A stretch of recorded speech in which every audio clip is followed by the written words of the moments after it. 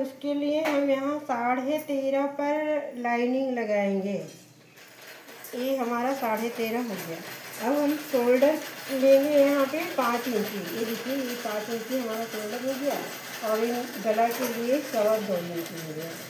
यहाँ से 5.5 इंची आर्म होल के लिए लेंगे, तो ये हो गया।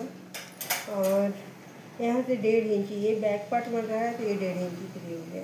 अब इसे यहाँ से इस तरह से यहाँ पर मात्र 1 इंची और एक दूसरा पॉइंट हम 3 इंची पर लगाएंगे। अब क्या करना है, यहाँ पे हमारा 17 इंच है, 17 दूनी 34, तो यहाँ 34 के लिए 8.5 पर लगाएंगे। अब इसे इस पॉइंट से इस पॉइंट को मिलाएंगे और यहाँ से जो ये लास्ट वाला है ना, इसको यहाँ मिला लेंगे। तो इस तरह से हमारा बन गया। अब हम इसको यहाँ से ऐसे मिला लेंगे। ये हमें 9 इंच का गला है, तो हम इस तरह से कटिंग कर लेंगे।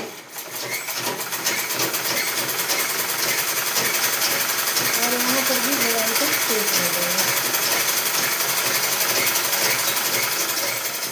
अब दूसरे वाले पार्ट को कटिंग करेंगे। उसके लिए इसे फ्रंट पार्ट का है तो इसे 14 इंच रखेंगे।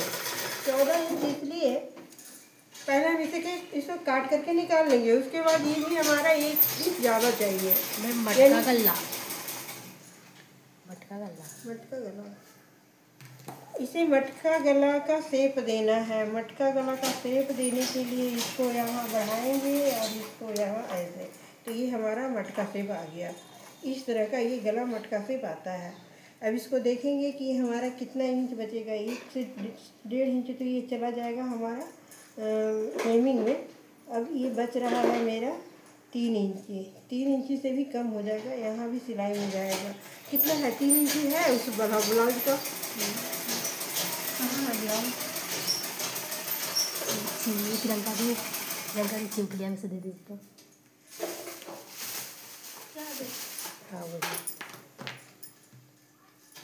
ये है ब्लाउज का नाप।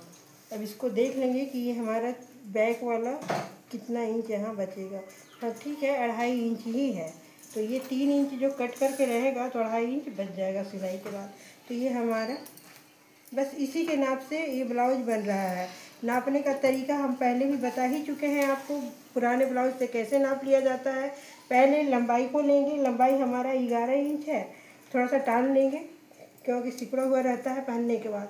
उसके बाद यहाँ नापेंगे। ये भी हमारा 17 इंच है, तो 17 दूनी 34 इंच। 34 का चौथाई भाग 8.5 होगा, तो मैं यहाँ लगा चुकी हूँ। उसके बाद मैं गला को देख लेती हूँ। गला अगर बैक पार्ट से बटन लगा करके बैक पार्ट से ऐसे नापेंगे तो दोनों एक साथ ही आ जाएगा। ये 5.5 पर है और ये हमारा 9 इंच पर है, तो ये दोनों हमारा हो गया।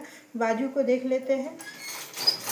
बाजू हमारा 4.25 इंच है, तो ये सारा नाप हमारा हो गया। अब हम इसी नाप पर इसका कटिंग कर लेंगे। 11 इंच ब्लाउज के लिए हम 13.5 पर रखे हैं, क्योंकि ये 3 साल करके कुछ ऊपर से जाएगा, कुछ नीचे से इस तरह से करते हुए घटते बढ़ते ये हमारा 11 इंच रेडी जाएगा। तो ये 11 इंच के लिए हम 13.5 तक लाइन लगाए हैं, मार्किंग किए हैं। अब हम इस पर कट कर लेंगे। सबसे पहले कट करके हटा लेंगे।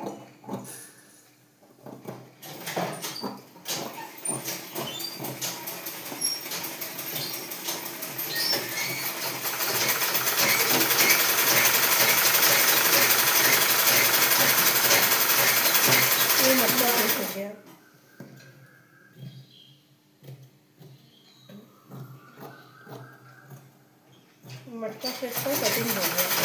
ये बैक वाला हो गया। फ्रंट पार्ट के लिए हम यहाँ थोड़ी सी कपड़े को बढ़ा लेंगे।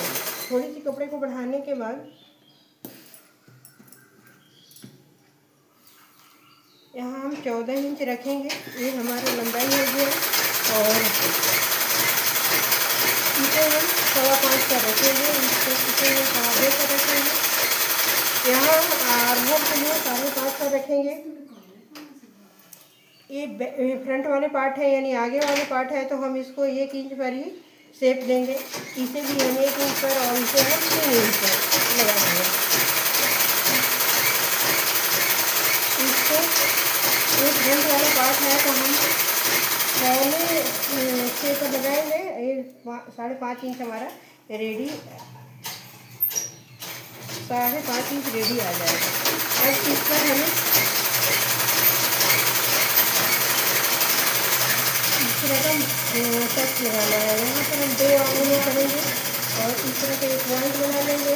एक पॉइंट बनाने के बाद इसके सामने, फिर इसके सामने, फिर इसके सामने, और फिर हमारा एक यहाँ पे हो जाएगा। तो इस तरह से हमारा 4 बन गया। अब हम इस पर कट कर लेंगे।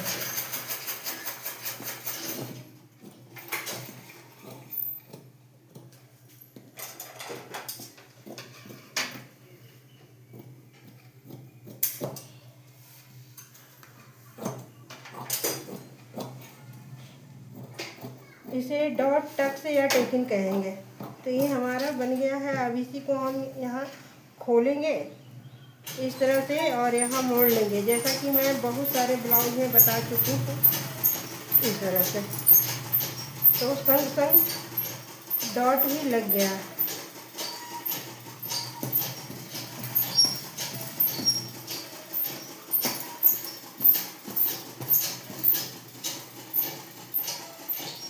अब ये अगर दिख रहा है तो ठीक है, नहीं दिख रहा है तो इस पर हम एक बार और लगा लेंगे इस तरह से।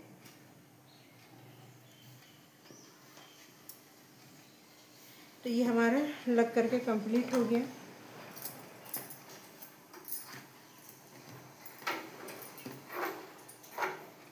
इसे 4 टक्स वाला ब्लाउज कहते हैं।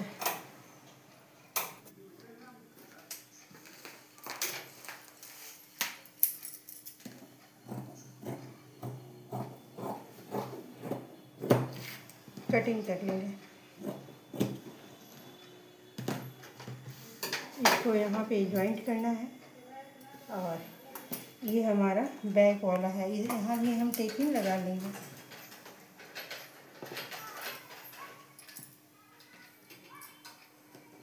इसके सामने यहाँ भी हो गया।